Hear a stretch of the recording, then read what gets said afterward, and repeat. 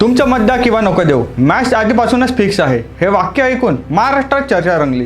कारण हे शब्द आहे मनसे प्रमुख राज ठाकरे यांचे. आज मुंबईतल्या सभेत राज ठाकरे यांनी निवडणूक आयोगावर आणि सत्ताधारी पक्षावर तीव्र टीका केली. त्यांचा दावा आहे महाराष्ट्रात तब्बल 96 लाख फेक वोटर्स आहेत. ते म्हणाले, जर मतदार यादीच खोटी असेल तर लोकशाहीवर विश्वास कसा ठेवायचा.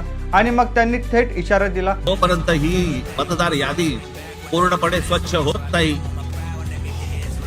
सर्व राजकीय पक्षांचं समाधान जोपर्यंत होत नाही तोपर्यंत या महाराष्ट्रामध्ये निवडणुका घेऊनच दाखवा. ते म्हणाले, लोकांनी आता डोळे उघडले पाहिजे. ही निवडणूक केवळ सत्तेसाठी नाही, ही लोकांच्या विश्वासासाठीची लढाई आहे. त्यांच्या या वक्तव्यामुळे राजकीय वर्तुळात खळबळ उडाली आहे.